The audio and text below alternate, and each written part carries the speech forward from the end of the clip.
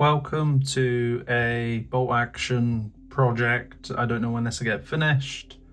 Armies of Imperial Japan. I know, ironically, I have a AC/DC cup. Luckily, these guys didn't win because I wouldn't have AC/DC cup to drink from and music to enjoy. Anyway, this is all I kind of have so far.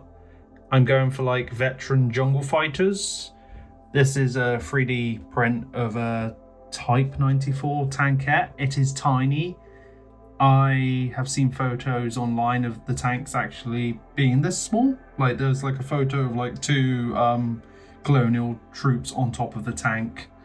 I generally thought scale size.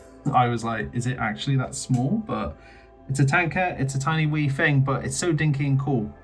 So I have a bunch of bush buddies, as I call them, just jungle fighters with rifles. I have a medium machine gun.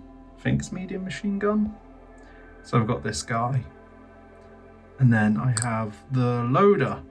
Originally I was going to pin all these heads because like my German Fallschirmjäger project, which is ongoing, like all my projects, I was painting the eyes, but with these guys I may just actually put a bit of less effort into the faces and make it more of a speed paint type of project. This is like an officer from the Japanese Resin Commander set. This will not focus, ironically. There we go. He has some jungle leaves on his back. He has a SMG. I think it's an SMG, like a personalized small machine gun. And I've got these guys as infiltrators. I still need to glue them together because resin. This guy's really cool. Originally I was going to use him as like a sniper, but instead I'm doing this as a lone sniper. As my point's proven, I need to glue him together. He's dead. R.I.P. Mr. Jungle Fighter. So what I've done, because I know Warlord did a video where they basically had a gun poking out, I wanted a bit more. So I've got a sniper rifle, an arm, and God help this poor plastic soul, a head half cut off. But luckily, once it's all painted and that, there'll be a roof on top. So then you don't really see that, but it looks a bit better than just a random rifle sticking out. So even from there, you can kind of go, oh wow.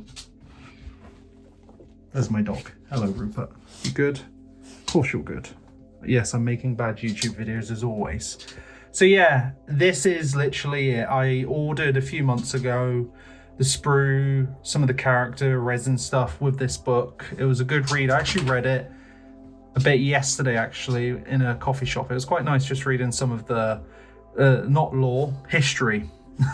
So I'm so used to Warhammer and that people are like, oh, the lore, but this isn't lore. This is history. This is real. This happened. Yeah, this is all kind of based on real life stuff.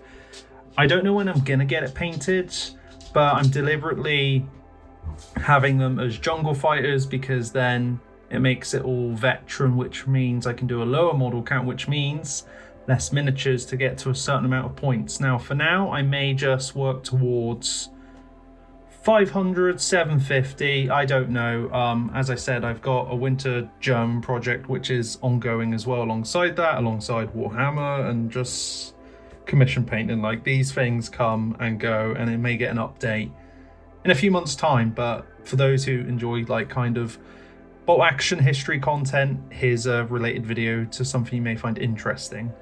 Check out the winter Fallschirmjäger stuff because I may actually do another update video for them because I've actually painted some characters and stuff a few months ago and that is warranting a video maybe. But I don't know, I may try and get these guys painted and do a speed paint video, but I am also away this weekend and in London for a concert, and I may pop into Element Games, so maybe I'll pick up something because that's the joy about this hobby. I do like the look of the iconic Smart Colors Japanese paint set. That could be quite handy, but in all honesty, like I have so many paints. The adult in me is like, Alex, you can probably find something which works for these guys. I would probably prime them like a creamy bone and then do like a khaki wash a bit of green and the webbing and stuff, but keeping it very straightforward. This, I would probably just make a bit like, you know, just basic camo weathering and stuff. But this was a 3D print. Like, this cost me £13 off eBay, and it's incredible what 3D printers can do now, especially for like historical miniatures. Like, look at it, it's just like a cute little tank. Like, if I was ever going to do like skirmish version of like bolt action for myself and be like, I don't need a platoon of tanks, I just want to take one, like I think you did in 2nd edition. This thing's cute, it's stupid. It literally has a small gun. It still hurts, it still kills, a gun's a gun, but I don't know, I just like the idea sometimes of just having one little tank and maybe like a few more infantry, maybe a truck, some artillery. Basically similar to my Germans, but I don't know. I've been listening to a book as well on Audible recently, which has been cool. I've totally forgot the name, so that's really useful. But it's really good. It's about the Japanese encroaching on Australia and Australians being like, no, you don't. So yeah, that's kind of been my background vibe while I build plastic miniatures. But as usual, these new Warlord games, Japanese, are fantastic. I love the jungle bushes, the hats, the poses, the bayonets for Banzai and all that. Bonsai? I think it's Banzai, isn't it? Banzai, like the famous charge. I wonder if they know by having bayonets and shooting it makes it less accurate, but I think they don't really care. They just want to stab and do nasty things. But yeah, hopefully this kind of interests you if you are inclined to bolt action, warlord type of stuff, historical. Leave some comments below. I'm always open to feedback, what you're working on, suggestions.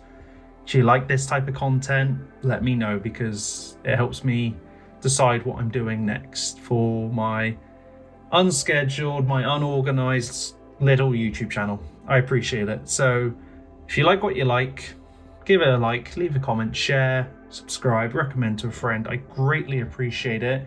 Until next time, keep it easy in life and hobby. Bye-bye. Bye-bye.